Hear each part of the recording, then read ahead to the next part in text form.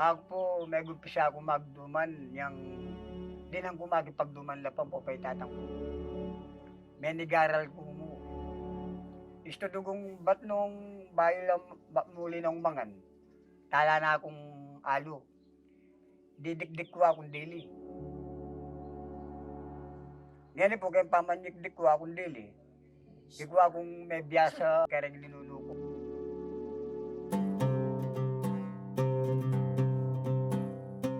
For many decades, Renel Bukod's pen name Manggalang is known to be an important part of keeping his hometown's intangible cultural heritage alive.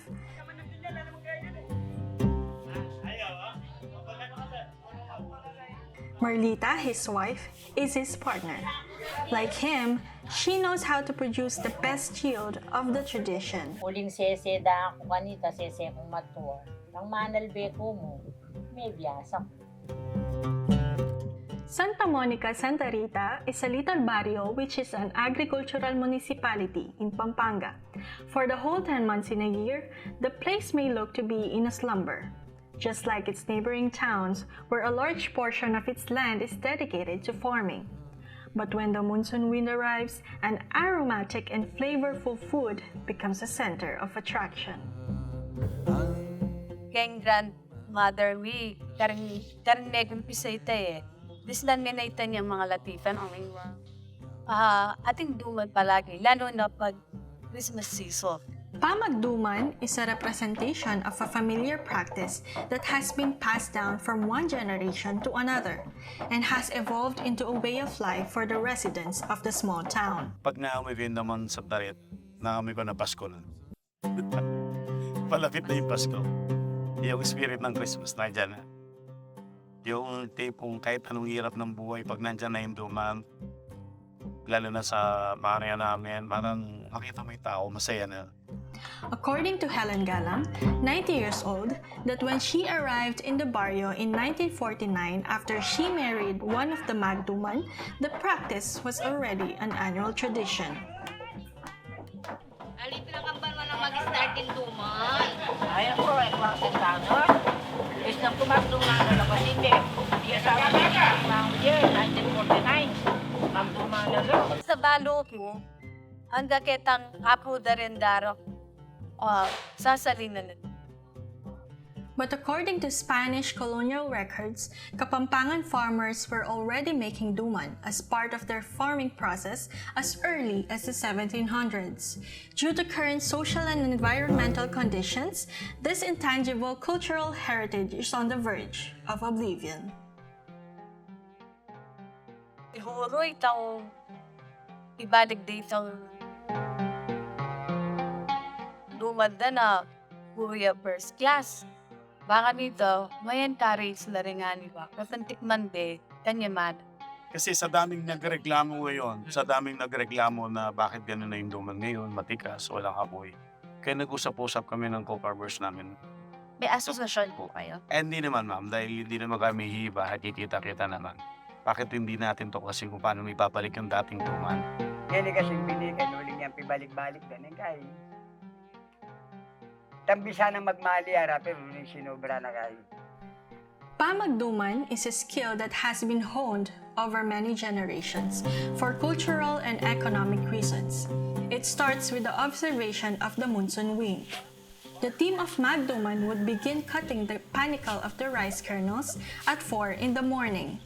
This is done to keep the seeds from being exposed to the sun's rays, which will affect their yield.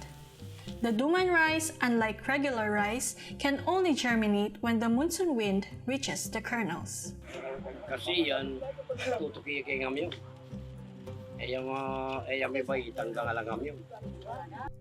Farmer Tony Reyes is in charge of overseeing the operation as it develops. He claims that less than 1,000 square meters are set aside specifically for duman planting. It takes a meticulous process to sort out which of the panicles are ready to be cut.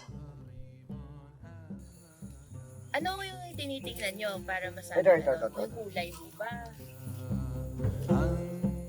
Itong ganito yan. Yan ma'am, makikita mo, Yung may laman, oh. Mm. Oo, Ayun, kaya muta. oo. Yun pala yun. Oh, Ito, pwede na to. oo. Ganito pa lang. Cutting the finest kernels takes several sessions. The next step is bagging after threshing. For duman, these are loaded into a jeepney and driven to the Palbibewan. Ilan years service tayo ni Mambo? Ilan years service tayo jeep? Ilan years service tayo ni? 48?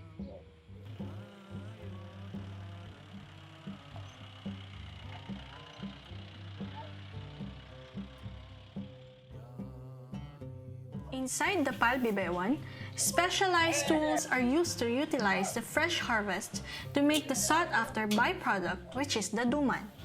There is the pambalusbus, a milling machine to thresh and separate the rice from its panicle.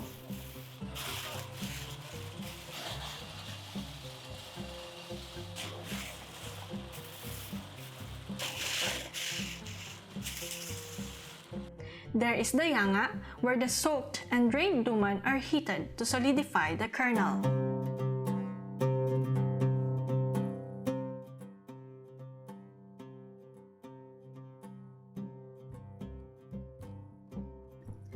According to the Pamagduman, these winnowing baskets have been purchased from the carretela that passes through Santa Rita for decades, as far back as they can recall. There is the firewood that serves as the fuel to fire the yanga. There is the mortar called alu and pestle called asu. These are used to pound the duman. There is also the rake called pagladlad, used to spread the freshly heated kernels to the floor. And there are different types of baskets, each with special usage on every phase of the winnowing of the duman.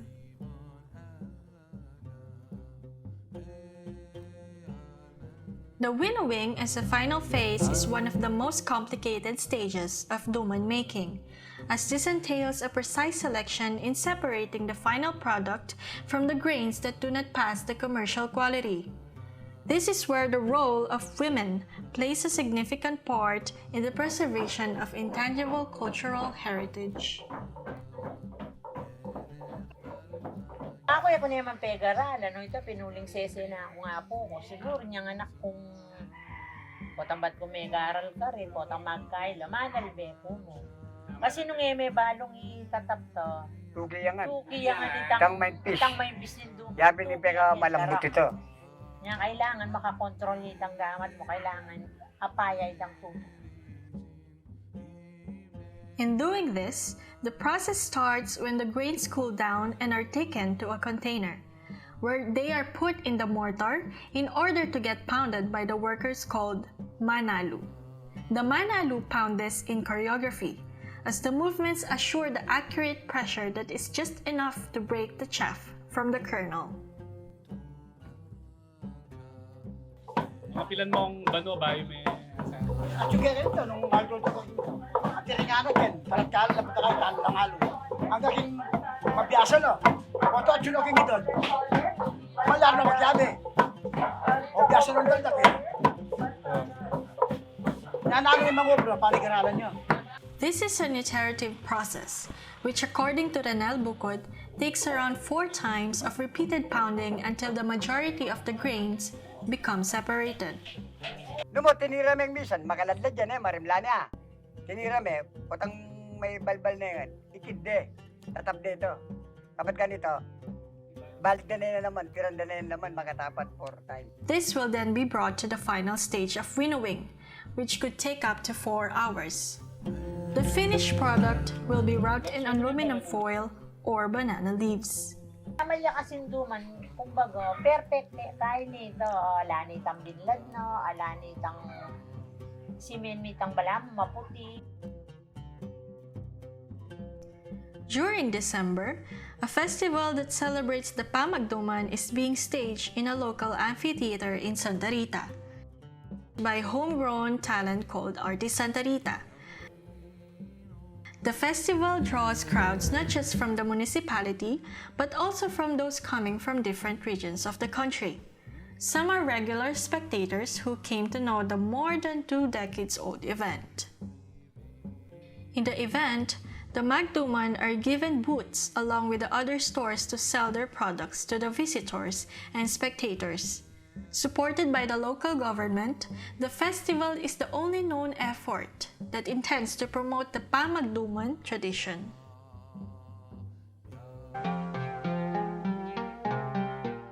The quality of duman is thought to have started to decline in the most recent harvest. Jeff Valencia intends to reunite the farmers in order to finally resolve this issue. Pinag-usapan kaya namin na pwedeng kung naibalik yung una ng bata pa kami, yung aroma, yung amoy niya. Yun ang pwedeng ibalik natin. Para sayang naman ang duman sa Santa Rita. Kilala na yung Santa Rita sa duman. Huwag natin bibitawan yan. Iangat natin ang duman sa Santa Rita. Yan ang pinakamahalaga sa atin. Yan, itong Islamic ang gamit mo, ay magbalik. Makainin niya mo rin. Wala.